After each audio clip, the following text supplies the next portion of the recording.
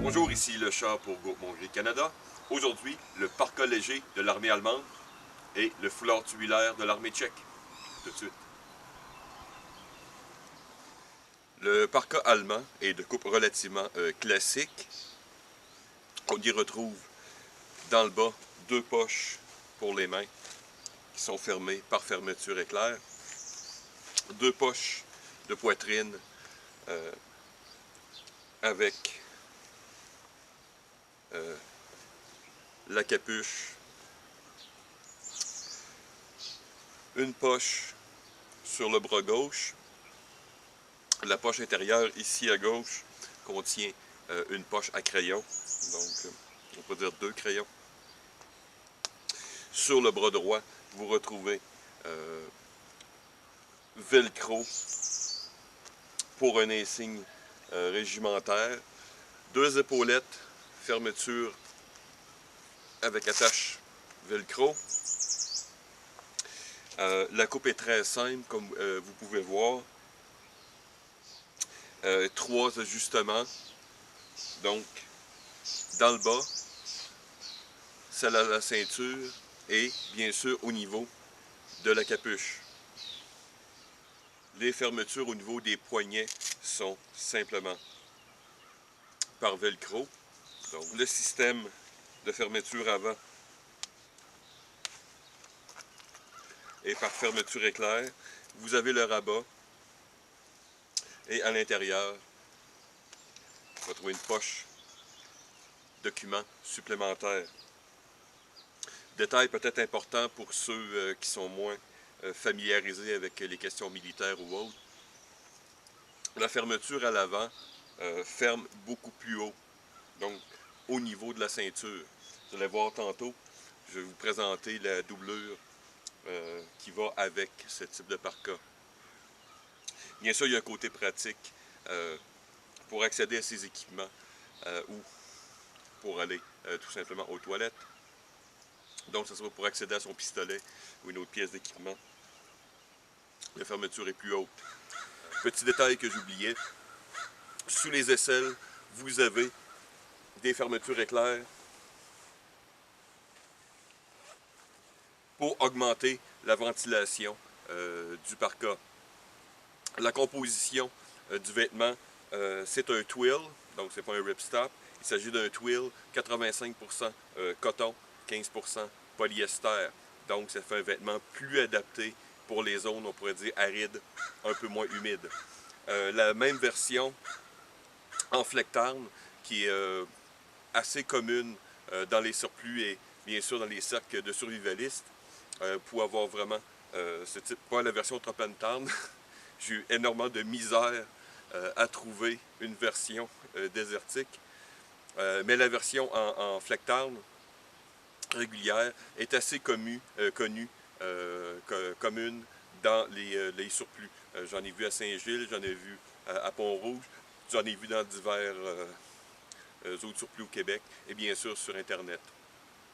Mais la composition qui est faite pour une zone un peu moins humide, les personnes ici qui ont opéré avec ce type de vêtements, ceux de l'armée allemande, ne semblent pas vraiment avoir de problème en hiver. Moi-même, j'ai des pièces d'équipement, énormément même de l'armée allemande, et j'avoue que j'ai pas vraiment de problème en hiver ou en zone humide. Ici, j'espère qu'on voit bien.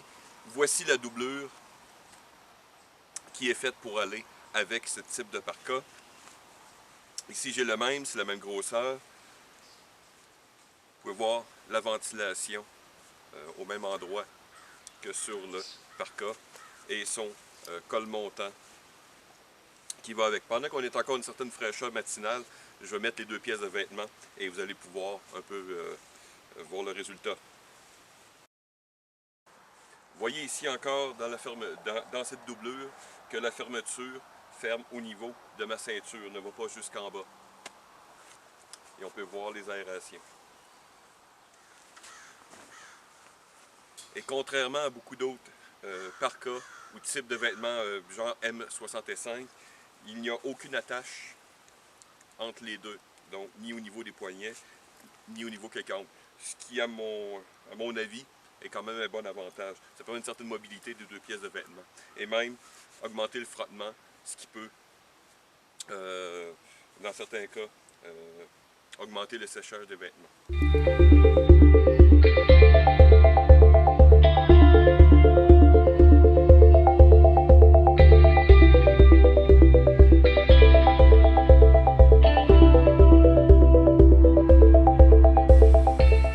Donc voilà. Vous voir ici que les deux pièces de vêtements que je mets ensemble, vous avez une pièce d'équipement extrêmement simple, qui prend aucun temps à enlever. La doublure, donc au niveau opérationnel, ça peut donner quelque chose d'assez intéressant. C'est-à-dire que vous pouvez changer assez rapidement sans boutonner et déboutonner, mettre votre doublure, enlever votre doublure. Donc voyez-vous, ça donne un certain avantage, on pourrait dire, sur le terrain.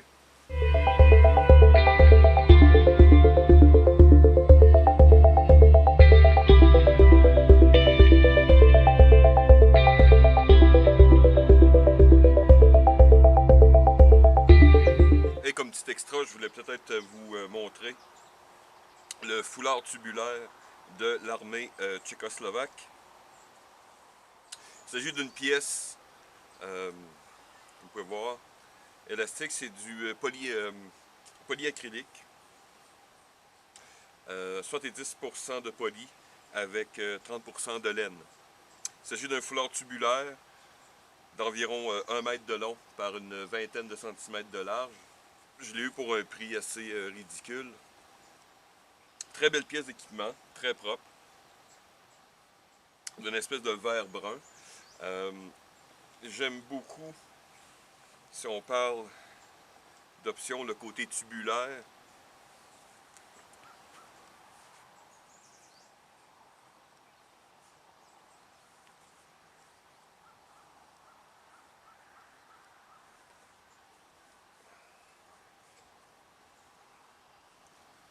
Donc vous pouvez vous donner énormément d'options.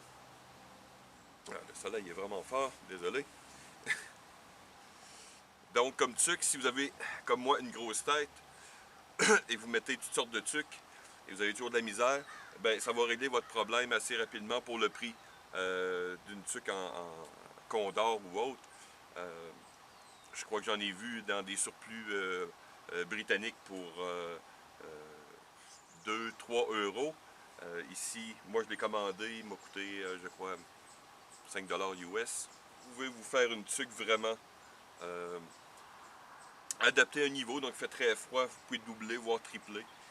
Ça vous fait une petite queue de ventilation à l'arrière. Vous avez toujours les options classiques. Donc la version, on pourrait dire, Ninja. Très intéressant. Donc vous voyez, bonne ventilation encore ici, le côté élastique. Donc je suis sûr qu'avec plus d'ajustements, voilà. Je devrais avoir l'air plus professionnel. Mais bon. Donc, si vous regardez, je ne le montrerai pas tout ici au complet.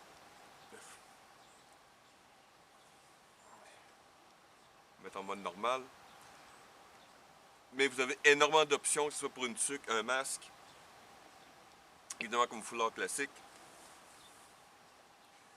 Vraiment très intéressant comme pièce.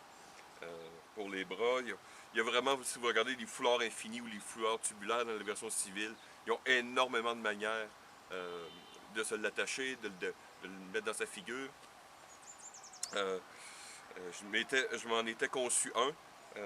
J'ai essayé celui-là, donc pour l'effort, je vais même en commander un deuxième sur une prochaine commande. Donc voilà, c'était juste une petite pièce d'équipement pour comme complément du parka de l'armée allemande. Donc voilà, j'espère que c'est intéressant. Donc merci de m'avoir écouté. À la prochaine.